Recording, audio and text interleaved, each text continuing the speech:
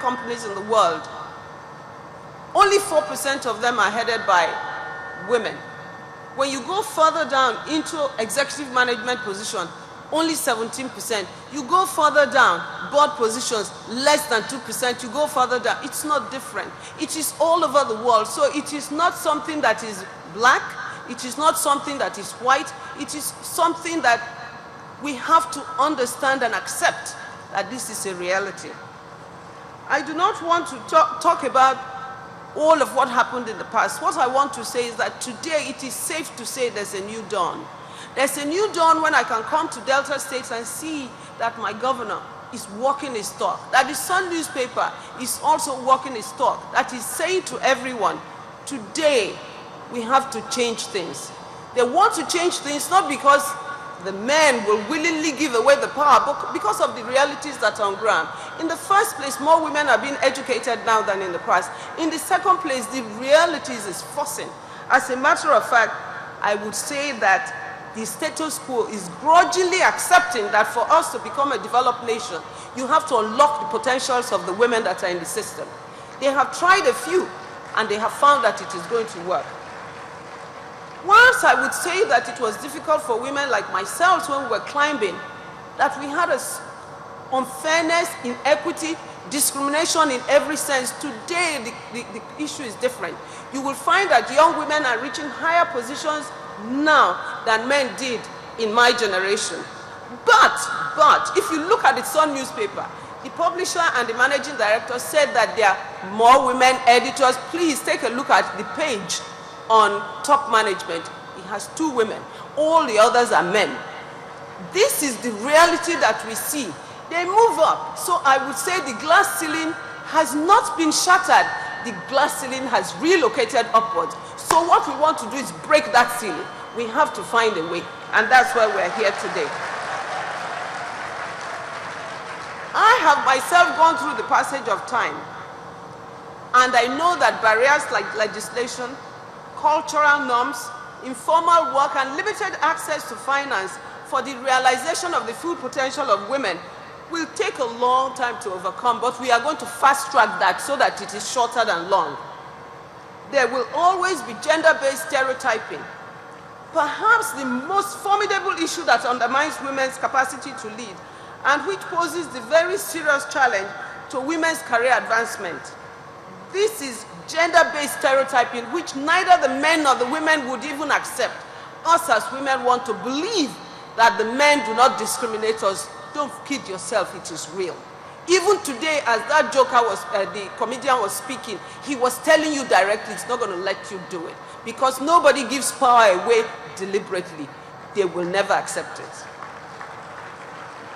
When we say that there's gender stereotyping, think about it. When you think about a woman, you say that what we have, the prerequisite for leadership,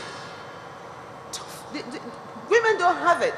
Women are just, what is it? They say we have caretaking skills. And these are not prerequisites for leadership. What I want the young women here, because some of the older women, even some of the young have given up, is that traits such as strength, logic, decisiveness, making a decision on time, all those are just as feminine traits as they are as your ability to be intuitive and to be emotionally connected to somebody. Do not be fooled. You have all of those traits that the men have. Some of them will tell you that if you have too much of those traits, that you have a higher level of testosterone than the average woman. My brother, Your Excellency, you do know that both men and women have the same hormones. Some are higher in others than others, but they want us to believe that we have higher levels. Therefore, to win in a man's world, all of these traits that we have together, you need to harness them. You do not play them down, because what you are not telling each other is that it is us. We refuse to harness this, so we must. The new woman that I see, I'm a woman. I don't want to be anything but a woman. I enjoy being a woman. I love being a woman. The new woman today does not want to have control over a man. She does not want to have power over a man. She wants to have power over herself. She wants to understand self-actualization. She does not want to live vicariously through a man. She does not want to be a second-rate man. She wants to give of herself to you. She wants to give her best to you, but she will not let you have the better of her. She wants to give all of this, but you cannot have the better of her, because she will know self-actualization. She will understand what it feels like to know that this soul that I have was given to me by God. I'm answerable to him, and you cannot put me down. But you know they say that in the long run, no one can make you feel inferior without your consent.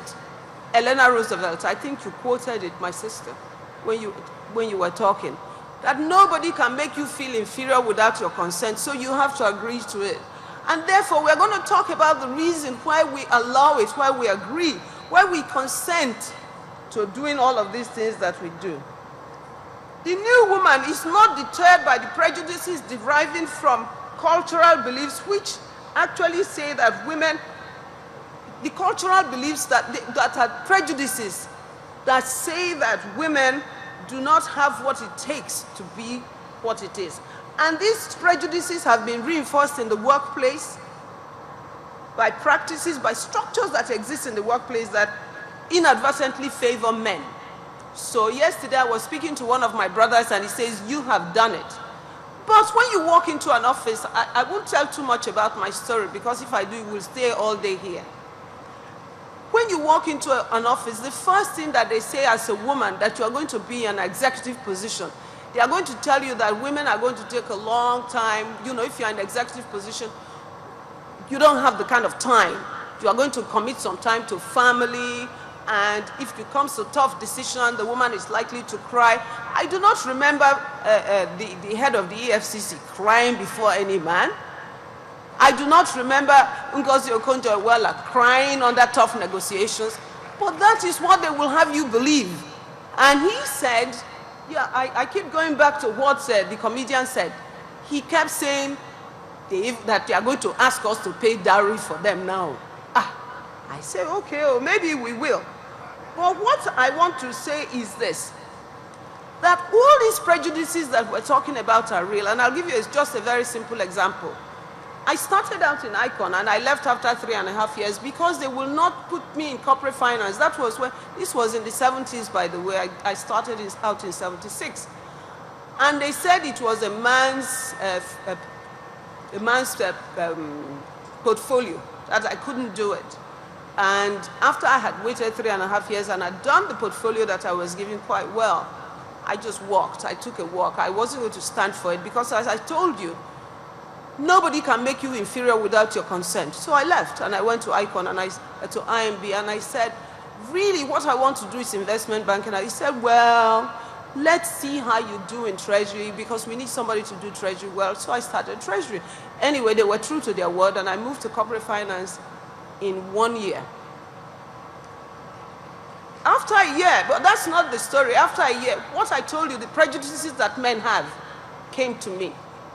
Because at that time, I was now separated from my husband. My 3 children had grown older. I was now in my mid-30s, and I had an 8-year-old daughter. In corporate finance, in investment banking, it is the number of transactions and deals that you deliver that actually determines whether you go up or not. And then I realized the men had been right. I got ready to go on a business, I had to meet a customer the following day, and financial advisory, lots of people bid for it and compete for it. You have to be there. You have to hold their hand, you have to prepare, you have to do the things.